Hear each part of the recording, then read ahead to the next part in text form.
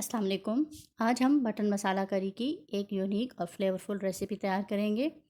Mutton मसाला करी के बनाने का ये एक मुख्तलिफ तरीका है। इस तरीके से बहुत आसानी से मटन मसाला बन जाता है। बहुत मज़ेदार मटन मसाला बनाने के लिए सबसे पहले मैंने यहाँ पर 3 प्याज लिए हैं, अदरक और लहसुन लिया है। प्याज को सबसे पहले 2 हिस्सों में तकसीम करना है। आधे प्याज हम फ्राई करेंगे और आधे जो प्याज हैं उनका हम अदरक और लहसुन को साथ मिलाएंगे और एक फ़ाइन पेस्ट तैयार कर लेंगे। तो बस फिर एक जार में मैंने आधे प्याज शामिल किए हैं और साथ में जो अदरक लहसुन आपको दिखाया था वो भी शामिल करके थोड़ा सा डालेंगे पानी ताकि अच्छी तरह से पीस जाए और इनका बना लेंगे हम पेस्ट। तो प्याज अदरक लहसुन का पेस्ट तैयार है। अब मैंने यहाँ पर लिए हैं 2 मीडियम साइज़ के टमाटर और 1 हरी मिर्च। ये तेज़ वाली हरी मिर्च है, आपके पास अगर कम तेज़ हरी मिर्च है तो आप 2 शामिल कर लें। इनका भी एक फ़ाइन पेस्ट तैयार करना है। थोड़ा सा पानी इस्तेमाल किया और इस तरह से पीस कर फ़ाइन पेस्ट तैयार कर लिया। अब हमारे पास अदरक और लहसुन प्याज का पेस्ट तैयार है और साथ ही टमाटर और हरी मिर्च का भी पेस्ट तैयार है। पकाने के लिए सबसे पहले मस्टर्ड ऑयल मैंने लिया है। मैं आपको पता है कुकिंग मस्टर्ड ऑयल में करती हूँ, आप कोई सा भी तेल लेना चाहते हैं इस्तेमाल कर लीजिए। और मस्टर्ड ऑयल को क्लीन करने का, पकाने के काबिल बनाने का जो तरीका है उसकी रेसिपी मैं आपको आई बटन में दे दूँगी, आप वहाँ से देख लीजिए। जैसे ही तेल गर्म हुआ इसमें मैंने शामिल किए हैं प्याज और प्याज को करना है गोल्डन ब्राउन।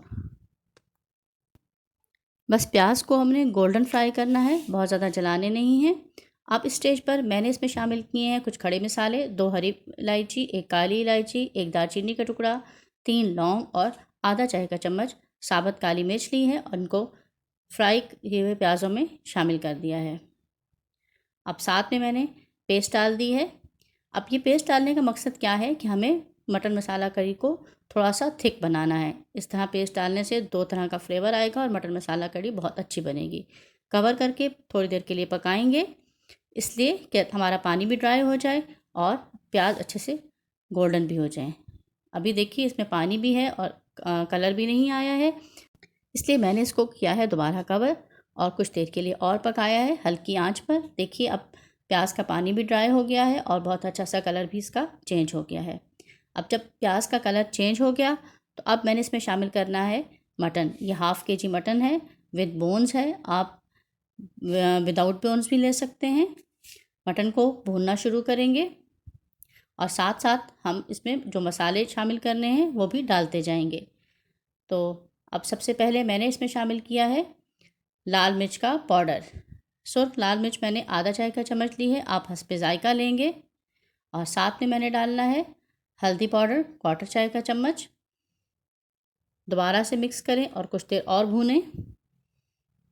अगर अभी तक आपने रेसिपी को लाइक नहीं किया है तो अभी से इस वीडियो को लाइक कर दीजिए और चैनल को जब सब्सक्राइब करते हैं तो साथ में बेल आइकन को ज़रूर प्रेस करें।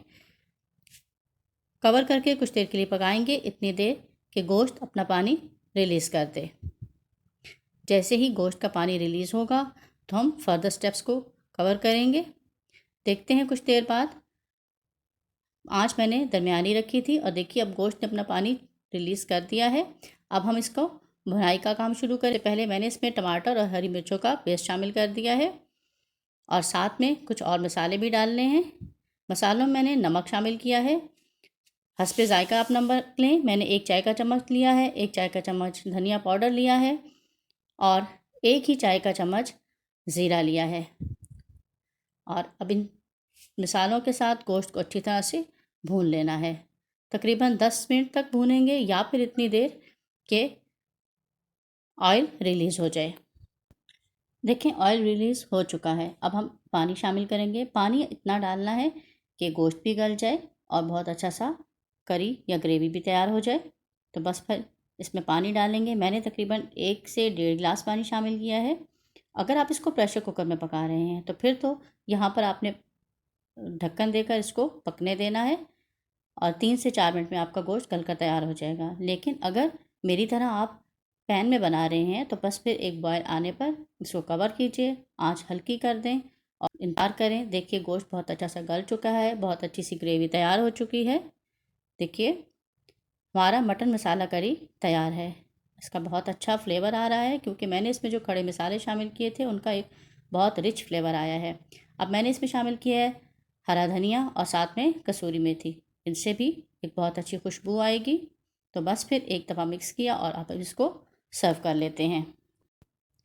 فرینڈس، مٹن مسالہ کڑی کا ٹیکسچر، اروما اور فلیور بہت زبردست ہے، بہت یونیک ہے، اور یہ اس کا ٹیکسچر اس لیے آیا ہے کہ اس میں نے پیاز 2 طرح سے شامل کیے ہیں، اور جو میں نے کھڑا مسالہ ڈالا تھا اس کا اروما بہت زبردست ہے، اس نے اس کو بہت فلیورفل بنا دیا ہے۔